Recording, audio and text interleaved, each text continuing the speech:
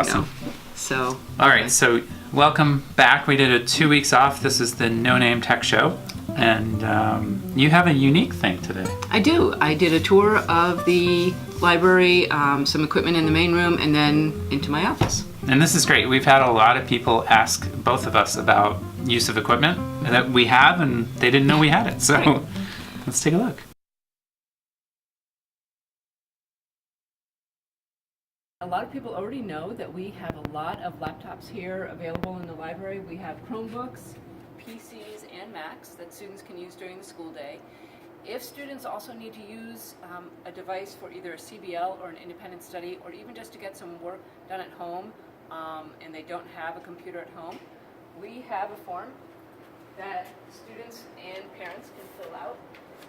And once it's filled out, they can borrow a laptop for overnight. Heading over to my office, there's lots of other great equipment that I hope people really take advantage of. Okay, so in here we have kind of the big thing are the 5 video cameras, and I usually try to keep one set up on the top with the mic and everything ready to go.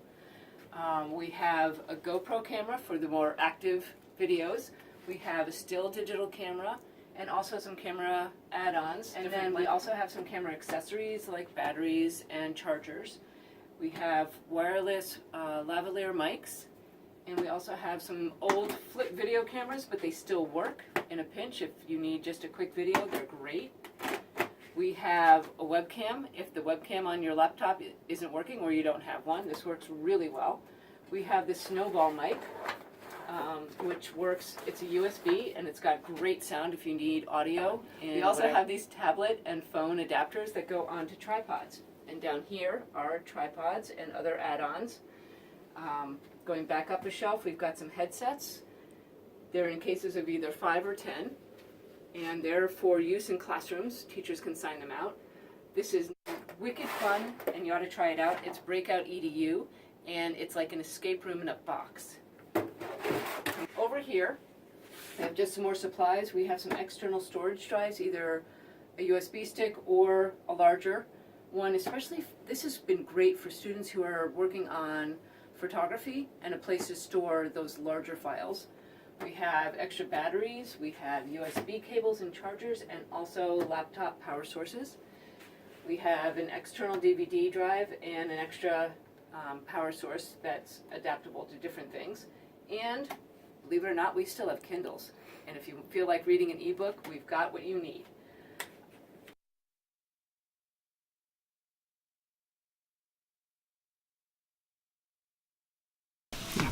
I can't wait to pilfer it. That's so good. The video cameras get used mostly by coaches. Yeah. And people do use them. They go out in spurts. But Yep. I also, the reason I keep one going all the time, one set up, is because when people need them, they need them now. Right, So that's I always right. have the battery charged, ready to go. Yeah, that's fantastic.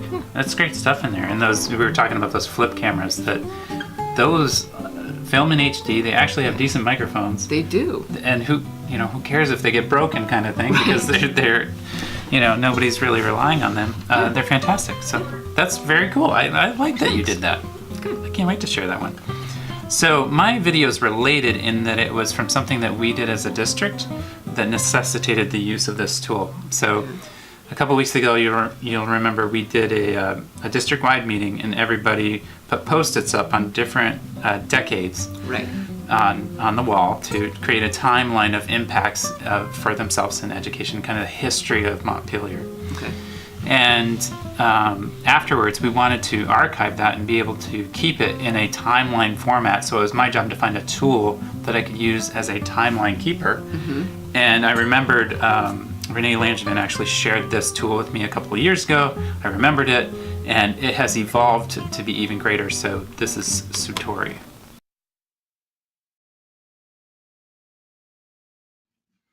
Hi, I'm here to talk to you about Sutori. This is one that I've used and liked, and it was actually introduced to me by Renee Langevin. So a while back, we did an activity with staff where they created a timeline of events that impacted them in education. And we wanted a way to show that visually in a timeline format or similar format. And we use Sutori to do that. So I'm going to show you how it works. So you have a collection of stories. They call them stories. And here's the one that we did for our timeline. Here's pictures of the Post-its. So people put Post-its up, and you can see starting in 1960, we go down the timeline.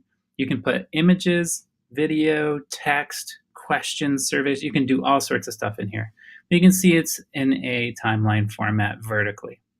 It was very smooth, very slick. You can embed this, you can link it, you can do all sorts of stuff with it, and it looks pretty nice and professional. So I'll go back and I'll show you how to make a new one. So when you go into Create Story, you can start by inserting a title. We'll just say sample for this one. Introduction. This is a sample. Sample. And then you can insert headings at the beginning. And here, when you click on the plus sign, here are all your options of things that you can add. You can add text, image, video, audio, which is pretty cool. You can create a forum where people can comment and talk back and forth here. You can put something in, a code that you might have, an embed code. You can make a multiple choice question. You can make a matching quiz. You can put a did you know fact kind of thing, and you can put another heading. So there's a lot of features that you can use here to be able to make stories. And people use these as platforms for the day. You can even put your daily schedule in here, and you can put questions and comments all along and keep each day's dialogue as you go. So it's more than a timeline tool, but certainly fits into that profile of the timeline thing. Another great feature of Sutori is that they have pre-made and shared stories that people have used. So here's some guiding packs that they call. And these are content area Sutori things that you can use. So units, weekly newsletter formats, KWL charts, a summary star. There's a lot of tools already in here, and they're really pretty well done. Sutori's done a nice job really archiving and cataloging these. I'll show you an example here. We'll go up to the weekly newsletter. And you can see how somebody used this as a weekly newsletter. It's kind of a cool format.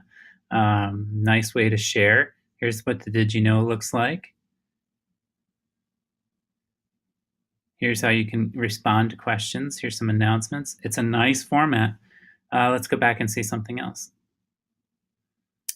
How social studies teachers use Sutori. Case studies.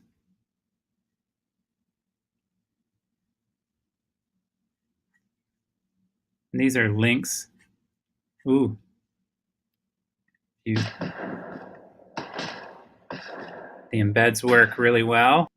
Digital portfolio. Students use it as part of their project. Here's a quiz. You can put a quiz in. You see you can answer the questions right there.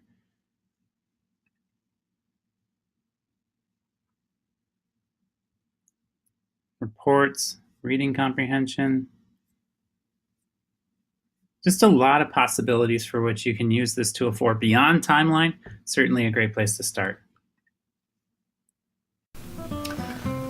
That's amazing. Yeah, wasn't it? So I remember this tool just being as a timeline tool and being kind of pliable in that sense. And then going back and finding that it has grown quite a bit and added all these elements, I'm blown away. At the same time, there were two people that shared other timeline tools online on Twitter, and I'll put them in the links below. But yeah, Sutori, like, It's fantastic. All of the possible things that you can embed in that, the newsletter and the portfolio are really, I see those coming in really handy. Sue's gonna check it out afterwards. I know you're ready. So that's it. That's episode, what are we at? 5? 5. Episode 5 in the Yay. books. Welcome back. All right. Thanks.